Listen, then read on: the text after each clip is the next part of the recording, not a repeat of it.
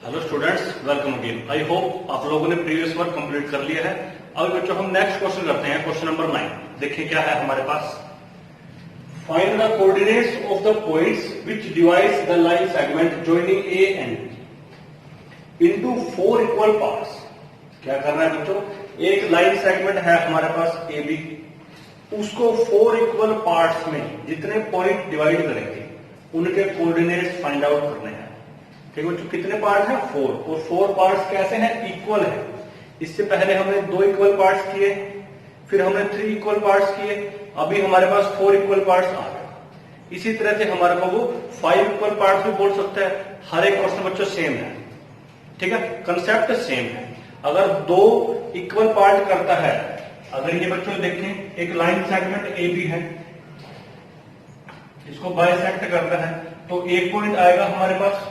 2 equal part किया हमने, कितने पॉइंट आए? 1 पॉइंट आ गया। ऐसे ही अगर हम उसको ट्राइसेक्ट करते हैं तो जो कितने पॉइंट आते हैं? 1 पॉइंट पी और 1 क्यू, 2 पॉइंट आ गए। अगर हम इसको 4 इक्वल पार्ट्स में डिवाइड करते हैं तो बच्चों कितने पॉइंट आएंगे हमारे पास? तब आते हैं 3 पॉइंट्स। अगर 5 इक्वल पार्ट्स का करेंगे तो 4 पॉइंट आएंगे। इट मीन्स बच्चों जितने भी इक्वल पार्ट में डिवाइड करने की बात करता है उससे एक कम पॉइंट्स आते हैं। तो यहाँ पे 4 इक्वल पार्ट्स की बात की बच्चों, तो कितने पॉइंट आएंगे? 3 पॉइंट आएंगे। ठीक है बच्चों, तो हमें 3 पॉइंट के कोऑर्डिनेट्स फाइंड आउट करने हैं। जो ए बी एक लाइन सेगमेंट है उसको 4 इक्वल पार्ट्स में डिवाइड करते हैं। ठीक बच्चों, अब देखें बिल्कुल आसान।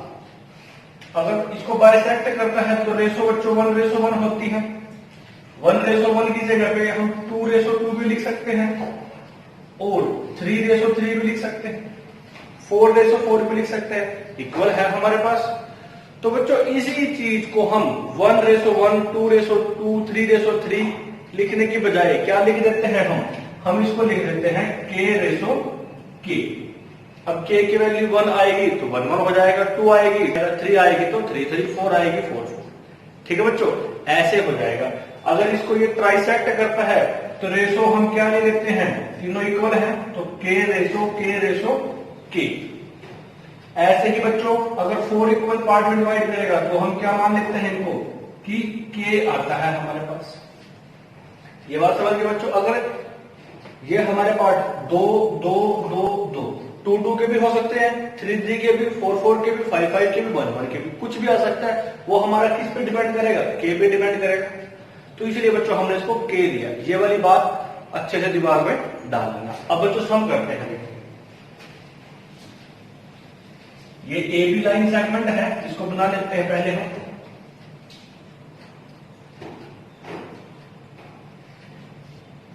कितने पॉइंट आएंगे बच्चों? 3 पॉइंट आएंगे। Left points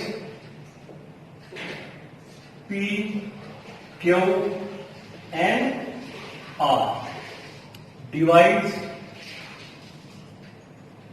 the line segment joining point, the line segment joining points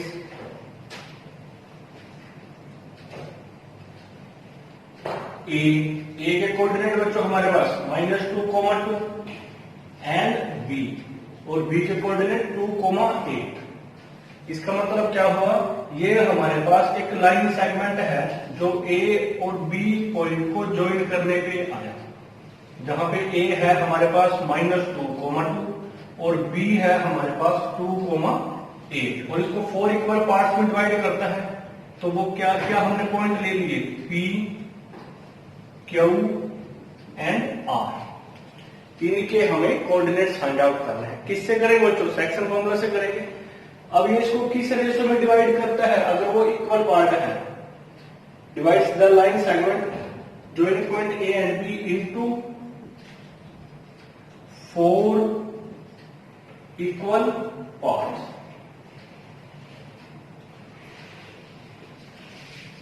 4 equal parts है बच्चों, तो मैं इसको k लाइन कर लेता हूं। ए से लेके p तक k है। फिर ऐसे ही हमारे पास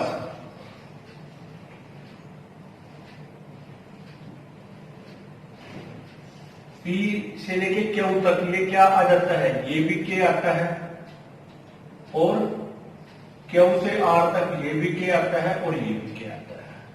ठीक है बच्चों, इक्वल पार्ट है इसलिए हमने ऐसे किया।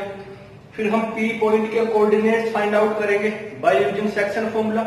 अब अगर P पॉइंट को हम ऐसे कंसीडर करें, ये A है, ये B है और यहाँ पे P पॉइंट है, तो P से पहले कितने पार्ट हैं, एक सिंगल पार्ट है, तो क्या हो गया K, और P के बाद कितने पार्ट हैं बच्चों, 3 पार्ट हैं और उनकी रेशो क्या है K। तो बच्चों कितना आ जाता है हमारे पास, 3K आ जाता है। तो ये उसको डिवाइड करेगा किस रेशो में, K रेशो 3K। ऐसे ही बच्चों फिर हम Q की बात करेंगे। Q के लिए Q हमारा यहाँ रखा है, Q से पहले AQ कितना आया 2K, फिर QP कितना है बच्चों 2K। Q के लिए रेशो क्या आ जाएगी 2K रेशो 2K। फिर R के लिए निकाल देंगे, R के लिए क्या आएगा AR कितना हो गया 3K और RB क्या हो गया वो K। समझ आए बच्चों, रेशो इनकी कैसे कैसे आएगी, पहले में क्या आएगी K रेशो 3K, फिर 2K रेशो 2K और फिर R पॉइंट के लिए 3K रेशो K, और X1 Y1 X2 Y2 हमारे पास सभी है। ठीक बच्चों, ये करते हैं हम।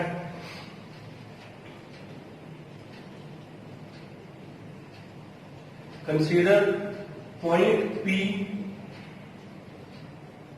divides the line segment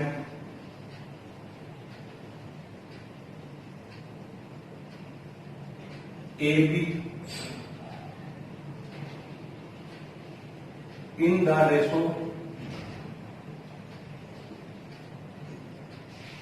K ratio 3K। ये बात बच्चों समझ आई आपके, K रेशो 3K, यही इंपॉर्टेंट है बस। फिर हम क्या करेंगे, कोऑर्डिनेट्स निकाल लेते हैं। कोऑर्डिनेट्स ऑफ पॉइंट P किससे निकालते हैं, बाय सेक्शन फॉर्मूला।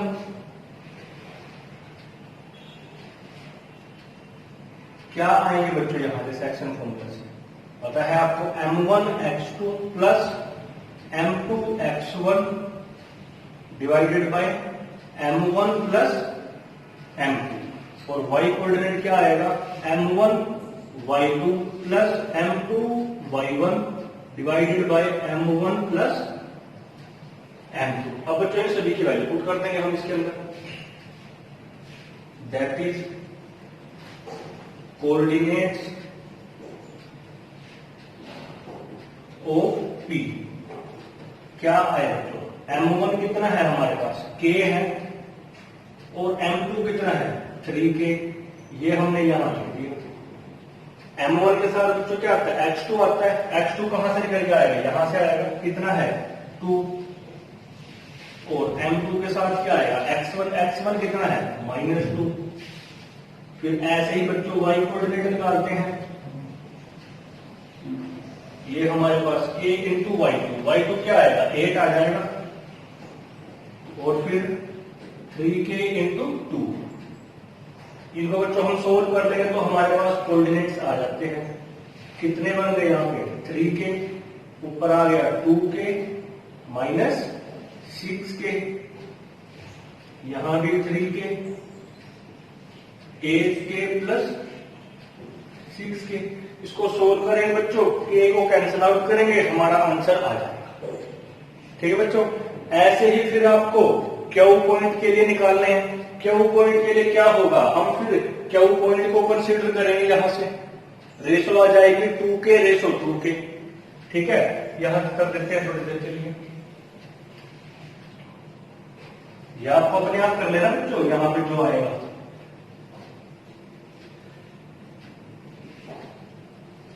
हम यहां देखते हैं बना के, ये A है और ये B है, बीच में रखा है हमारे पास, तो रेशो क्या आ गई इसकी 2K रेशो 2K। फिर इसके कोऑर्डिनेट निकालते हैं हम, coordinates of point Q is given by, क्या आ जाते हैं बच्चों, M1 तो हमारे पास अब क्या है 2K है, और M2 भी 2K है, ये M1 आ गया। फिर बच्चों X2 आएगा, X2 क्या है हमारे पास 2 है, फिर M2 आ गया, फिर X1 आएगा, X1 क्या है -2।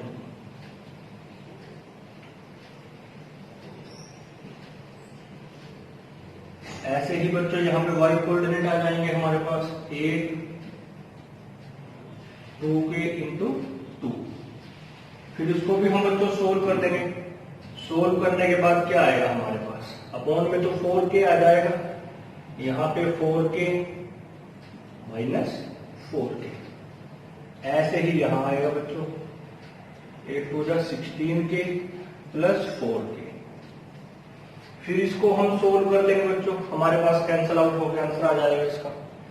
P पॉइंट के कोऑर्डिनेट्स यहां आ जाएंगे, Q पॉइंट के कोऑर्डिनेट्स यहां आ जाएंगे। कौन बच गया बच्चों, R पॉइंट बच गया। R किस रेशो में डिवाइड करेगा, R से पहले देख लो कितने K हैं, 3K हैं, और बाद में कौन है, एक सिंगल K है, तो 3K रेशो K में डिवाइड करेगा। तो हमारे पास बच्चों रेशो आ गई 3K रेशो K, और A और B पॉइंट तो है ही हमारे पास। तो बच्चों आपको अपने आप करना है, कौन से किसके कोऑर्डिनेट्स फाइंड आउट करने हैं, आपको अपने आप फाइंड आउट करने हैं बच्चों कोऑर्डिनेट्स ऑफ R, जो किस रेशो में डिवाइड कराएगा 3K रेशो K में। ठीक है बच्चों, ये आपको खुद करना है। बच्चों नेक्स्ट क्वेश्चन आता है क्वेश्चन नंबर 10, और ये हमारा लास्ट क्वेश्चन है 7.2 एक्सरसाइज का। क्या बोलता है, find the area of a rhombus if its vertices are this taken in order. एक रोम्बस के 4 वर्टिसेस दे रखे हैं और उसका एरिया पूछता है कि वो फाइंड आउट करो, और जो वर्टिसेस है वो ऑर्डर में है, या तो क्लॉकवाइज ऑर्डर या एंटी क्लॉकवाइज, रैंडम ऑर्डर में नहीं है, आपको पीछे भी हमने बताया था। तो सिंपल है बच्चों, सिंपल कैसे है आपको पता होना चाहिए। एरिया ऑफ रोम्बस क्या होता है, यस टेल मी, किस किस को पता है एरिया ऑफ रोम्बस, कमेंट करके बताएं किस किस को पता है, नेम और सेक्शन। ठीक है बच्चों, तो एरिया ऑफ रोम्बस क्या होता है, वो होता है हमारा half into diagonal 1 into diagonal 2, या उसको यूं कहें कि half into product of its diagonal. Its diagonal मतलब किसके, रोम्बस के डायगोनल। तो बच्चों देखें कितना आसान क्वेश्चन है ये। एक रोम्बस बना लेते हैं हम यहां पे, ये बना लिया हमने rhombus,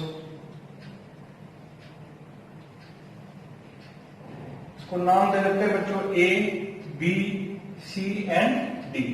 A is 3,0, B is 5 4,5 and C -1,4 and D point is -2, -1।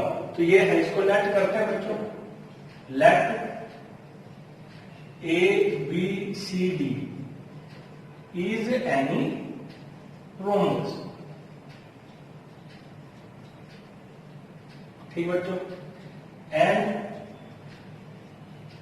We know that, क्या जानते हैं हम बच्चों, एरिया निकालना जानते हैं। एरिया ऑफ रोम्बस क्या होता है, half into diagonal 1 into diagonal 2। अब डायगोनल कैसे बनते हैं आपको पता है, तो इसके बच्चों 2 डायगोनल होंगे, एक होगा AC और दूसरा डायगोनल होगा BD। तो मैं यहां पे लिख सकता हूं half into AC into BD, और यहां पे यूनिट स्क्वायर। तो बच्चों ये इसका फॉर्मूला है। अब half into AC into BD, half हमारे पास है, AC क्या है हमारे पास, BD क्या है हमारे पास। देखिए ध्यान से, AC क्या है, AC डायगोनल है, डायगोनल में क्या है डायगोनल, एक लाइन सेगमेंट है। अगर लाइन सेगमेंट है तो उसकी लेंथ होगी, तो क्या AC की लेंथ गिवन है, नहीं। क्या BD की लेंथ गिवन है, नहीं। क्या हम फाइंड आउट कर सकते हैं, यस। कैसे फाइंड आउट कर सकते हैं, A पॉइंट दे रखा है, C दे रखा है, दोनों के बीच का डिस्टेंस भी तो है, B पॉइंट दे रखा है, D दे रखा है, BD, दोनों का डिस्टेंस ही तो है। जैसे ही डिस्टेंस निकाल लेंगे हम तो यहाँ पे पुट करके मल्टीप्लाई करा देंगे। डिस्टेंस कैसे निकालेंगे बच्चों अब हम? बाय यूजिंग डिस्टेंस फॉर्मूला, सभी को पता है, सबको पता है 7.1 कर रखे बच्चों। तो ऐसे निकालते हैं यूजिंग डिस्टेंस फॉर्मूला।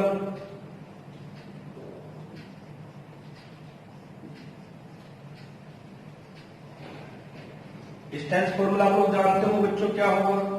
दो पॉइंट के बीच का होता है। Using distance formula between P point x1, y1 and Q x2, y. तो is using distance formula between P and Q। क्या आएगा हमारे पास इन दोनों का डिस्टेंस? P Q निकाल देंगे हम। डिस्टेंस बच्चों पता है आपको, x2 minus x1 whole square plus y2 minus y1 whole square. और यहाँ पे क्या लगा देते हैं? u। इसका यूज करना है, a से निकाल देंगे, b निकाल देंगे। नाउ AC निकालते हैं बच्चों। AC में ये x1 y1 होगा और ये x2 y2 होगा। तो x2 क्या है बच्चों हमारे पास? -1 और x1 क्या है? 3। y2 बच्चों हमारे पास 4 है और y1 क्या है? 0 है। अब यहां पे लिख के दिखा देना आपको x1 y1 क्या है। x1 क्या आया? 3 आया और y1 क्या आ गया? 0। सिमिलर वे में x2 आ गया हमारे पास -1 और y2 क्या आ गया? 4 आ गया। इसको सोल्व करो बच्चों, क्या आ जाता है? ये -1 -3 -4 हो जाता है और यहाँ पे 4 हो जाता है, 4 स्क्वायर। इसको सोल्व करेंगे तो माइनस का स्क्वायर प्लस 4 का स्क्वायर 16। ऐसे यहाँ पे 16 हो जाता है। इसको लिखते हैं, क्या बन गया? ये 32 बन गया बच्चों। इसके फैक्टर बनाएंगे तो क्या आ जाएगा हमारे पास? 4√2। ये आ गया हमारे पास बच्चों, क्या AC आ गया। अगर AC आ चुका है तो ऐसे ही हम BD भी निकालते हैं। BD निकालते हैं बच्चों, तो BD क्या आता है? And BD is equal to, put करेंगे बच्चों ऐसे ही। ये x1 y1 होगा, ये x2 y2 होगा। फॉर्मूले में x2 आएगा पहले, x2 minus x1 plus y2 -1 है और यहां क्या है? 5। इसको भी यहां रखते हैं। हमारे पास क्या है? x1 y1। x1 बच्चों 4 आ गया, y1 5 आ गया। x2 क्या आ गया हमारे पास? -2 और y2 क्या आ गया? -1। इतना आ गया बच्चों हमारे पास। सोल्व करते हैं इसको, क्या आएगा? -2 -4 -6 बन जाता है, ये भी -6 बन जाता है। अब इसको यहां करते हैं हम,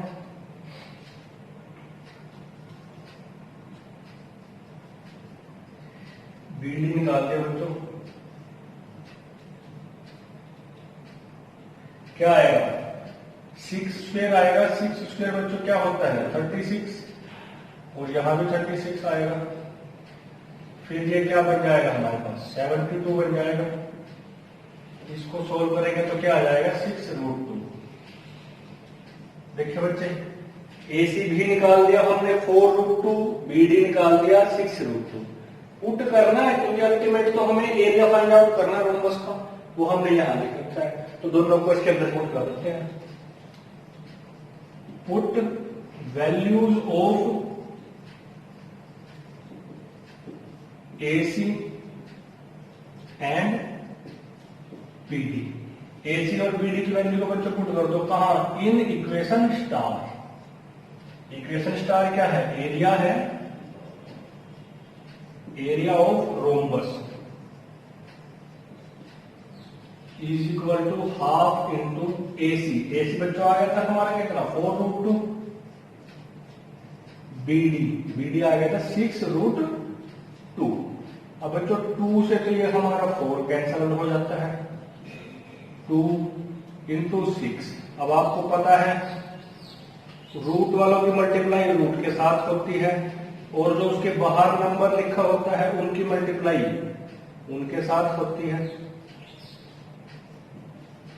पता है ना बच्चों, अगर कोई नंबर ऐसा है जो रूट के अंदर है उसकी मल्टीप्लाई तो रूट के अंदर वाले टर्म से होगी, जो रूट के बाहर लिखा है उसकी मल्टीप्लाई बाहर वाले से होगी।